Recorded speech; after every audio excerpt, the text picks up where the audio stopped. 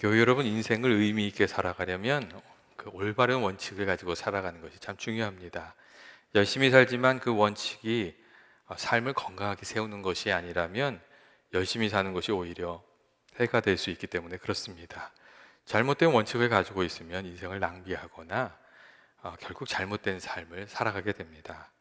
패트릭 렌시온이라고 하는 분이 쓴 그 탁월한 CEO가 되기 위한 네 가지 원칙이라는 책이 있는데, 그 책을 보면 천천히 가더라도 올바로 가는 것이 얼마나 중요한 것인지에 대해서 여러 차례 강조되어 있습니다. 느리되 건강하게 살아가는 것이 빨리 가는 것보다 나중에 보면 더 좋은 열매를 거두는 그런 방법이라고 그렇게 얘기해 주고 있고, 또 텔레그라프라는 그 회사가 대표적인 예로 나오는데, 그 회사의 사장은 사원들에게 조금 손해가 나더라도 원칙을 잃어버려서는 안 된다고 주기적으로 이렇게 교육한다는 그런 이야기가 있습니다. 그런데 믿음의 길도 마찬가지입니다. 하나님께서 말씀하시는 바른 기준을 가지고 살아야 우리가 온전한 믿음의 삶을 살 수가 있습니다. 그렇기 때문에 하나님께서는 이스라엘 백성들이 애굽에서 나와서 이 광야의 길을 통해 가나안 땅으로 갈 때에 모세를 통해서 십계명을 주셨습니다. 하나님께서 주신 이 10가지 바른 기준을 가지고 세상과 하나님을 바라보면서 옳은 길을 분별하고 또 하나님 백성답게 살아가도록 해주신 겁니다. 또한 하나님께서는 이 믿음의 삶을 바르게 살아갈 수 있도록 성막을 이스라엘 백성들 중에 세우게 하시고 그 성막을 중심으로 이렇게 살아가게 하셨습니다. 성막이 이스라엘 사람들의 그 진의 정 가운데 있었거든요.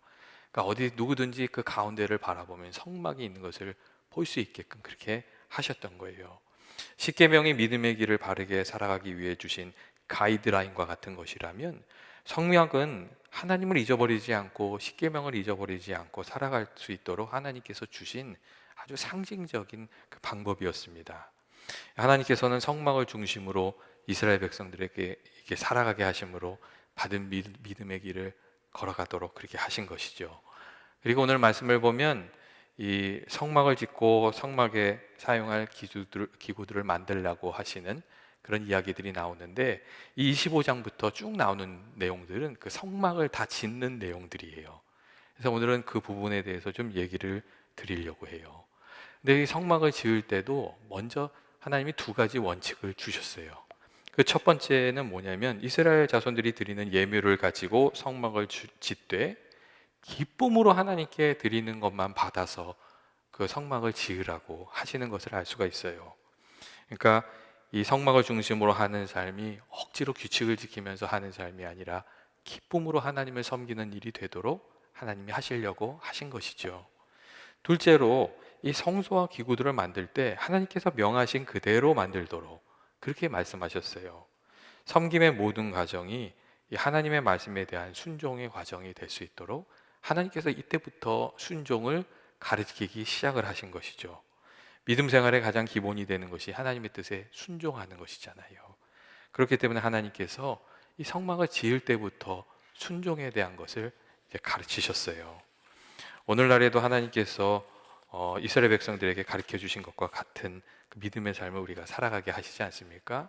하나님께서 십계명 대신에 아니죠. 십계명이 들어있는 성경의 말씀을 주셔서 삶의 기준을 삼고 우리가 살아가게 하셨고, 근데 성막 대신에 오늘날에 그 교회를 주셔서 교회를 중심으로 믿음 생활을 점검하면서 살아가도록 이렇게 하셨습니다.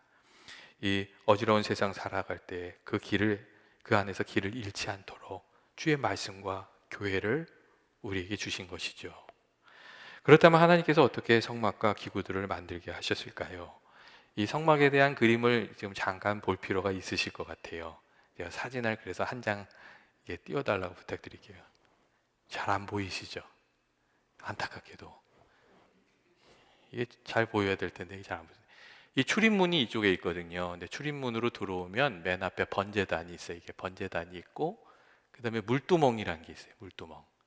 그리고 이게 이제 이쪽이 성소고 이쪽이 지성소예요. 그 성소에는 세 가지가 있었는데, 떡을 놓는 떡상, 그리고 촛대, 그리고 분향단이라는 게 있었어요. 그리고 그 안에 이제 언약궤가 있는 것이죠. 요런 상황이에요. 그래서 예배를 이렇게 드리러 오면 예배 드리는 사람들이 번제단에서 제물을 드리고 그 제물을 그 피를 이제 제사장이 가지고 이제 이제 성소까지 들어가죠. 1년에 한 번은 지성소에 들어가고, 그런데 물두멍에서 먼저 자신을 정결하게 하고 성소에 들어가게끔 이렇게 돼 있어요. 그리고 25장부터 말씀을 쭉 읽어보시면 이 물건 하나하나를 어떻게 만들어야 하는지를 하나님께서 다 이렇게 하나씩 가르쳐 주시는데, 맨 처음에 뭐부터 가르쳐 주시냐면 이 언약궤를 만드는 법부터 가르치세요. 그래서 25장 요 밑에 부분 보시면 언약궤, 증거궤를 이제 만드는 방법부터 말씀하시죠. 이 맨 처음에 하나님께서 가장 끝에 있는 그 언약궤, 증거궤를 만들도록 하셨어요. 이 증거궤는 뭐냐면 하나님이 주신 십계명의 돌판을 넣어두는 것을 말해요. 성경에 보시면 이 증거궤를 언약궤라고도 말하고 법궤라고도 말하고 그렇게 되어 있는데, 증거궤는 조각목으로 궤를 만들어서 양쪽에 긴 막대를 꿰어서 사람들이 들고 갈 수 있도록 그렇게 하셨어요. 이제 안 보여주셔도 될 것 같아요. 전체 그림을 아셨으니까. 그리고 이 금으로 이 언약궤에 뚜껑을 만들었어요. 그 뚜껑이 만들었는데 그게 속죄소라는 이름을 가지고 있어요. 거기 보시면 뭐 그룹으로 뭐 금으로 장식하고 이런 얘기가 나오거든요. 근데 그 다음에 이제 속죄소를 만들었어요. 그래서 그 언약궤 위에 속죄소를 올려놓게 돼 있었던 것이죠. 그리고 이 다른 어떤 것보다 이 증거궤와 속죄소가 중요했던 이유는 하나님께서 거기서 이스라엘 백성들을 만나시고 거기서 하나님께서 이스라엘 백성들에게 하나님의 뜻을 가리키시겠다고 그렇게 말씀하셨기 때문이에요. 특별히 하나님께서는 이 증거궤, 언약궤 안에 세 가지 귀한 보물을 이렇게 간직하도록 하셨는데, 이 하나는 만나를 담은 금항아리, 그리고 두 번째는 아론의 쌍난 지팡이, 그리고 세 번째는 십계명 돌판. 이 세 가지를 넣게 하셨어요. 그래서 이 세 가지를 통해서 이스라엘에게 증거를 삼으신 거예요. 이 만나를 담은 항아리를 넣도록 하심으로써 이스라엘 백성들이 광야의 길을 갈 때 이스라엘을 먹이신 분이 하나님이시란 것을 증거하게 하신 것이죠. 이 만나는 하나님께서 이스라엘을 돌보시면서 또 생명을 주시는 분이시란 것을 증거해 주는 물건이었거든요.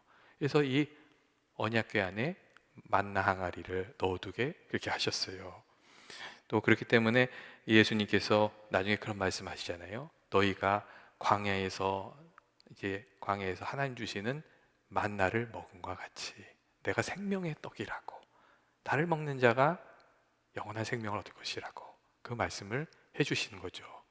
이스라엘 백성들이 만나를 먹어서 생명을 얻었던 것 같이 예수님을 마음에 모시는 이들이 영원한 생명을 가지게 되는 것이라고 그 말씀을 이 만나에 비추어서 해주셨어요. 둘째로 하나님께서 아론의 쌍난 지팡이를 증거궤에 넣도록 하심으로 하나님의 권위를 순종하면서 하나님 경외하는 마음으로 살아가야 한다는 것도 아주 분명하게 보여주셨어요.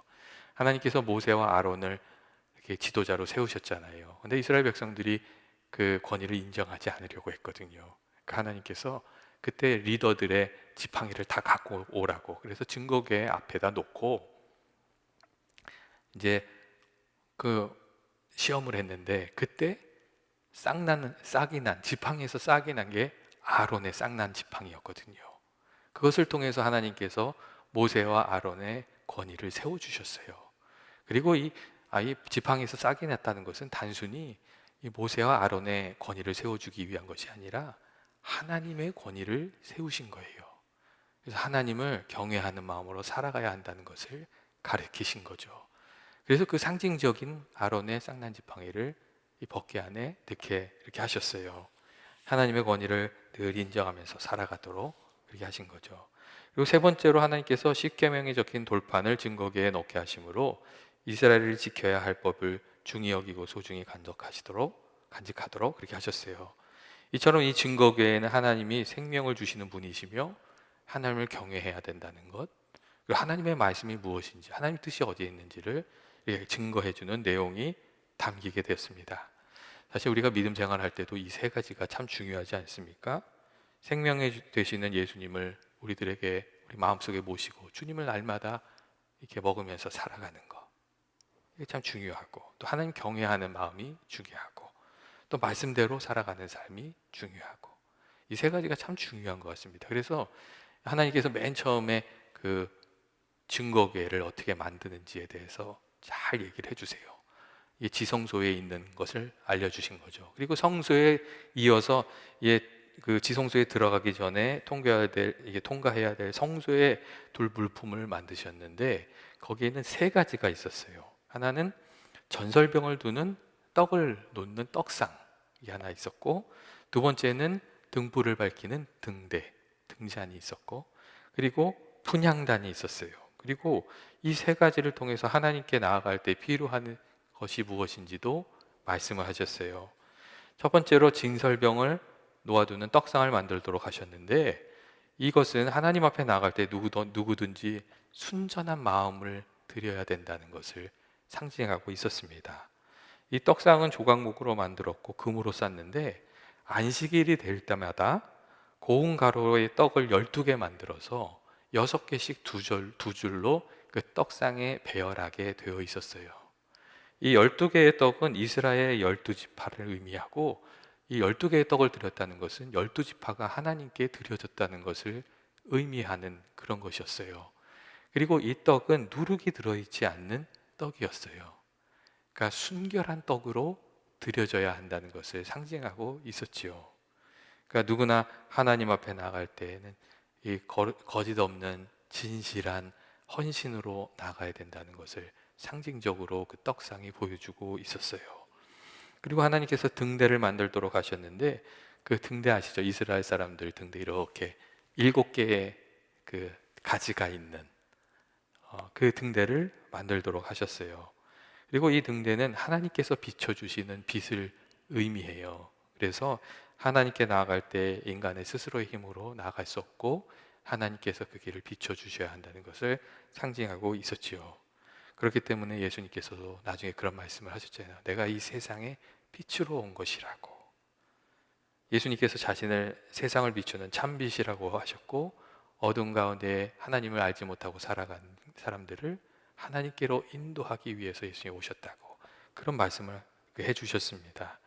우리가 예수님을 마음에 모시고 살아가게 되면 성령의 조명하심이 우리들의 삶 속에 있어서 하나님께 나아가는 올바른 길이 열리게 되는 것이죠. 그리고 세 번째로 분향단을 성소에 만들게 하셨는데, 분향단은 하나님께 이렇게 향기로운 향기를 드리는 거였어요. 그리고 전통적으로 이 하나님께 향기로운 향기를 드리는 것은 기도를 의미한다고 설명하고 있지요. 그러니까 하나님께 나아갈 때 우리가 진실한 기도로 나아가야 한다 하는 것을 이제 의미한다. 이제 그렇게 이야기하고 있어요. 그리고 이 성경을 쭉 읽으면 출애굽기 30장 7절도 보고 그러면 무슨 말이 있냐면, 제사장들이 매일같이 챙겨야 되는 게 있었어요. 그게 뭐냐면, 떡은 안식일에 한 번만 챙기면 되는 거예요. 근데 아침마다 분향단의 향을 하나님께 드리고, 아침마다 하나님께 기도를 드려야 되는 거고, 또 아침마다 등장불을 잘 점검해서 등불이 꺼지지 않도록 이렇게 그렇게 했어요. 그러니까 다시 말하면 말씀과 기도가 끊어지지 않도록 그렇게 해갔던 거죠. 그러니까 카톨릭 그것도 성전이죠.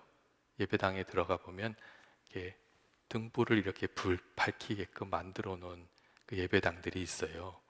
그 등불을 이렇게 만들어 놓은 의미가 그 성전 안에 그 불이 꺼지지 않도록 한다는 그런 의미로 그렇게 해놓은 게 있죠. 그러니까 오늘날로 말하면 예배당의 기도가 끊어지지 않아야 되고, 말씀이 끊어지지 않아야 되고, 그 이야기를 말씀하고 계셨던 것이죠. 이렇게 하나님께서 만드셨고, 그리고 이제 세 번째로 그 성막에 들어왔을 때에 이제 번제단과 물두멍을 만들게 하셨어요. 근데 먼저 이제 번제단을 어떻게 만들어야 하는지를 성경을 보면 쭉 나오는데, 이 번제단은 희생 제물을 태워서 하나님께 제사를 드리는 그 제단을 의미해요. 그러니까 일반적으로 이 보통 종교에서는 그 예배를 드리는 그런 순서의 맨 마지막에 제물을 확 이렇게 불질러든지 이렇게 제물을 이렇게 드리거든요. 그런데 이 하나님 말씀하신 제사법에서는 번제단이 제일 먼저 있어요. 그러니까 믿는 그 제물을 가져온 사람이 맨 처음에 오면 만나는 게 번제단이에요. 그리고 여기엔 좀 차이점이 있는데 뭐냐면, 다른 종교에서는 그 제물이 신을 달래기 위한 제물이에요. 근데 하나님께서 이 제사법을 말씀하실 때는 그 제물이 인간의 죄를 씻어내기 위한 방법이 돼요. 인간을 위한 것이죠. 오늘날에도 그렇지 않아요? 무속신 신앙이나 귀신을 섬기는 이들은 귀신을 달래기 위해서 제물을 바치는 거예요. 그리고 복채만 두둑하면 그 사람이 어떤 모습으로 그것을 구하는지, 그런 것들을 어떤 정성인지 이런 것들을 묻지 않아요. 그냥 복채만 두둑하면 그것이 그릇된 일이라도 되는 길을 가르쳐 주잖아요. 이게 무속신앙이나 귀신을 섬기는 사람들에게 일어나는 일이에요. 근데 하나님께서 만드신 번제단은 그렇지가 않지요. 그곳에서는 자신의 죄를 회개하고 하나님을 만날 수 있도록 만들어진 것이고, 거기에 거짓이나 악이 끼어들 자리가 없는 거예요. 거기에 차이점이 있어요. 번제단에는 죄의 값이 사망이며 죄로부터 멀어지게 하려는 하나님의 뜻이 거기에 담겨져 있습니다. 번제단에는 사람의 죄를 대신할 동물이 죽어서 거기서 태워졌어요. 그리고 잘 아시지만 번제를 드릴 때에 그 짐승을 끌고 오면은 그 죄를 지은 사람이 짐승의 머리에다 손을 얹고 기도하잖아요. 그때 그 사람의 죄가 그 짐승에게 전달되는 거죠. 그리고 제사법에 의하면 짐승을 가져온 사람이 그 짐승을 잡게 돼 있어요. 그러니까 자기 죄를 짊어진 짐승을 자기가 죽이는 거예요.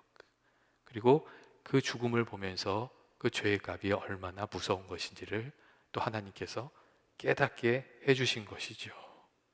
이 사람들 중엔 죄의 값을 가볍게 생각하는 경우가 있는데 결코 그런 것이 아니라는 것을 하나님께서 가르쳐 주고자 하셨습니다. 그래서 이렇게 죄 지은 사람이 하나님께 나아갈 그 예물을 드리고 준비를 하는 거예요. 그리고 나면 그 피를 가지고 제사장이 성소로 들어갔잖아요. 근데 들어가기 전에 물두멍이 있어서 물두멍에서 손을 씻는 그 큰 대야에서 제사장들이 스스로를 성결하게 하는 과정을 가졌습니다. 번제단이 제물을 가지고 온 사람의 죄를 씻기 위한 것이었다면, 이 물두멍은 성소에 들어가기 전에 제사장들의 더러움을 씻기 위한 것이었어요. 제사를 집례하는 제사장들이 다른 사람의 죄를 씻기 위한 중보자로 일하기 전에 먼저 자신들의 부족함을 씻어내도록 하나님께서 하신 것이죠. 여러분, 우리가 믿음 생활을 할 때에 두 가지 씻는 일이 있어요. 첫째는 우리가 예수님을 믿고 예수님의 피로 세례를 받아서 깨끗이 씻어지고 하나님의 백성이 되는 거예요. 세례를 받을 때 우리가 그런 씻음을 받잖아요. 그리고 그때 성령으로 우리가 거듭나게 되는 것이죠. 이게 이 첫 번째 씻음이에요. 그리고 두 번째 씻음은 뭐냐면, 날마다 새롭게 되기 위한 씻음이 있습니다. 우리가 하나님의 자녀가 되었지만 은혜로 구원받았기 때문에 아직 부족한 점이 많이 있거든요. 그래서 날마다 씻어져야 하는 그런 부분이 있어요. 세상의 유혹에 휘둘리지 않도록 날마다 씻어야 하는 부분이 있고, 또 하나님의 뜻을 따라 선한 일을 하고자 할 때도 우리가 먼저 씻어져야 할 부분이 있습니다. 다른 사람을 위한 중보자가 되고 섬김의 일을 하고자 할 때도 우리의 마음이 더럽혀지지 않도록 먼저 씻어야 그 일을 끝까지 잘 감당하게 되는 것이거든요. 그래서 날마다 씻어야 되는 것이죠. 백성들의 중보자로 나선 제사장들이 먼저 물통에서 자기를 씻었듯이 씻어야 주님의 선한 일도 우리가 끝까지 잘 감당하게 되는 줄로 그렇게 생각을 합니다. 아침에 일어나서 우리가 하루를 시작하기 전에 조용히 기도하면서, 여러분, 내 마음에 있는 부족함을 좀 씻고 그 가운데 주의 은혜를 힘입어서 살아가야 되는 것이 아닙니까?